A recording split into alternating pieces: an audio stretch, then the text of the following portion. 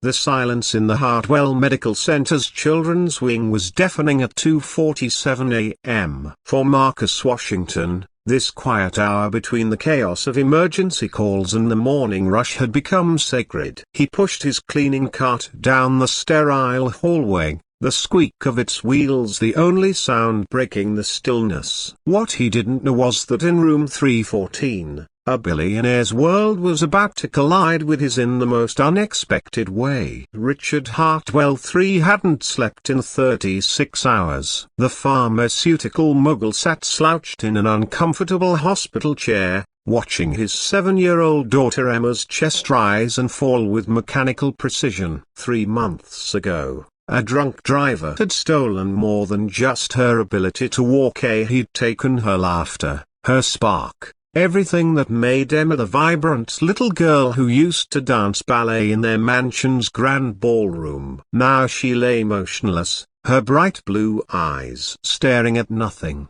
trapped in a body that no longer obeyed her commands. The doctors called it traumatic brain injury with complete spinal cord severance. Richard called it his personal hell. Despite owning half the medical facilities on the East Coast and having access to the world's leading specialists, money couldn't buy what Emma needed most: hope. Marcus hummed softly as he worked, an old gospel tune his grandmother used to sing while hanging laundry in rural Alabama. At 53, he'd been cleaning these halls for 15 years. Invisible to most who passed by. But Marcus saw everything: the worried parents, the overworked nurses, the children fighting battles too big for their small bodies. He'd learned that sometimes a smile or a gentle word could be more healing than any medicine. As he approached room 314, something made him pause. Through the partially open door, he could see the little girl he'd been praying for, Emma Hartwell. Her father had finally dozed off in the chair, his expensive suit wrinkled beyond recognition. But Emma's eyes were open, staring at the ceiling with an emptiness that broke Marcus's heart. Without thinking, Marcus stepped inside.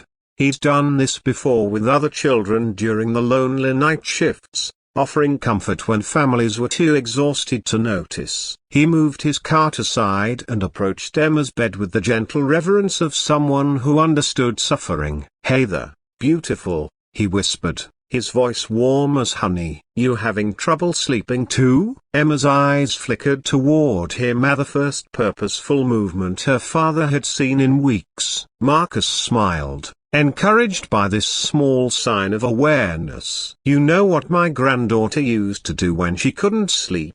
She'd ask me to dance with her. Said it made all the scary thoughts go away." Marcus glanced at the sleeping father, then back at Emma. "Would you like to dance with me?" With infinite tenderness, Marcus carefully lifted Emma from her bed, supporting her head and neck as he'd learned from watching the physical therapists. Her body was limp, but her eyes remained fixed on his face with an intensity that suggested she was fighting to communicate from behind the walls of her injury.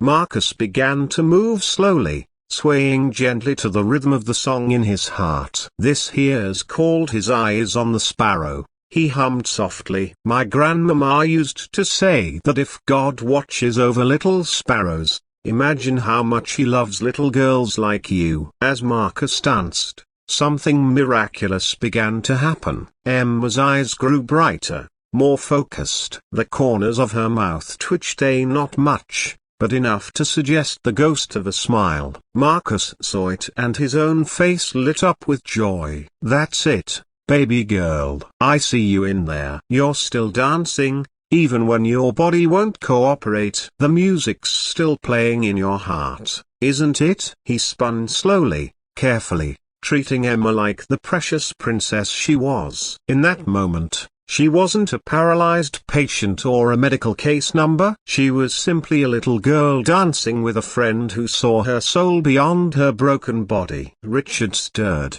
consciousness creeping back through his exhaustion. The sound of humming filled the room, low, melodic, unfamiliar. His eyes snapped open, and what he saw should have alarmed him. A man he didn't recognize was holding his daughter, moving with her in what could only be described as a dance. Richard's first instinct was to shout, to demand explanations, to protect his vulnerable child from this stranger. But something stopped him. Emma's face, for the first time since the accident, she looked alive, not just medically stable or neurologically responsive, but genuinely, beautifully alive. Marcus continued to dance, unaware of his audience. He spoke to Emma in soft tones about everything and nothing, the stars outside her window, the flowers that would bloom come spring, the dreams he imagined she still carried in her heart. And Emma listened with an attention that defied every medical report Richard had received. "The doctors, they look at charts and scans,"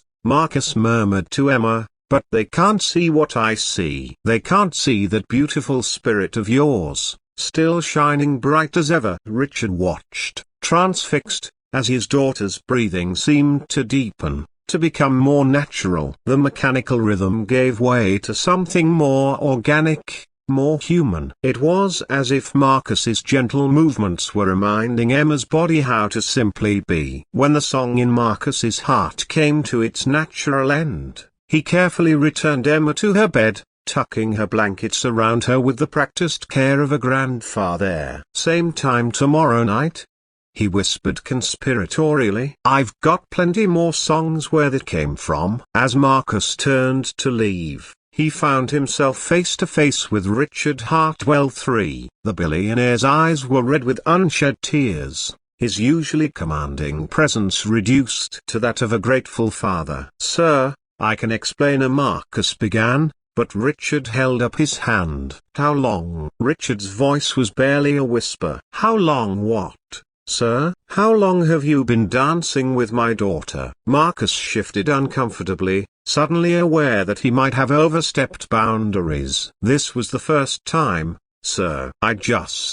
She looked so lonely, and I thought maybe." Richard looked back at Emma, who was now resting more peacefully than she had in months. Her eyes were closed, but her face held a serenity that countless medical interventions had failed to achieve. "I'm Richard Hartwell," he said, extending his hand to Marcus. "Marcus Washington, sir. I'm real sorry if I overstepped. I was just trying to help." Richard shook Marcus's hand firmly. "Mr. Washington, you just gave me something that all my money couldn't buy. You gave me back my daughter's smile." Over the following weeks, Richard found himself looking forward to those quiet hours when Marcus would arrive for his shift. He'd pretend to sleep, watching through barely open eyes as the janitor transformed into something magical, a guardian angel who saw past medical diagnoses to the child within.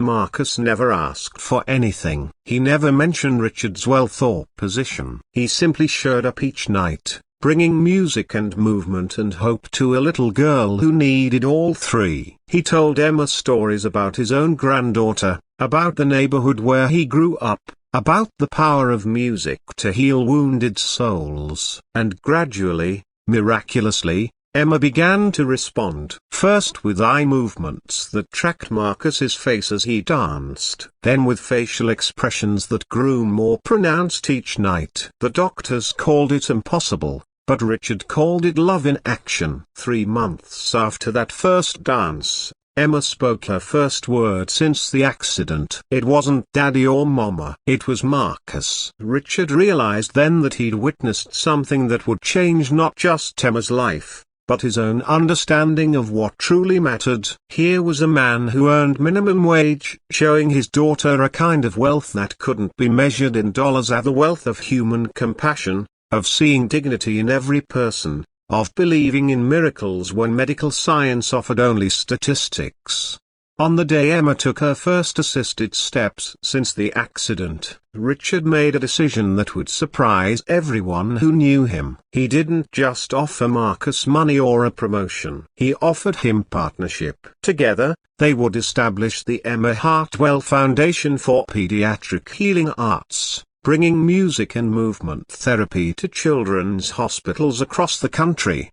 "You taught me something, Marcus," Richard said as they watched Emma laugh while dancing in her wheelchair with a physical therapist. "You taught me that sometimes the most profound healing happens not in operating rooms or research labs, but in the quiet moments when one human being sees the sacred worth of another."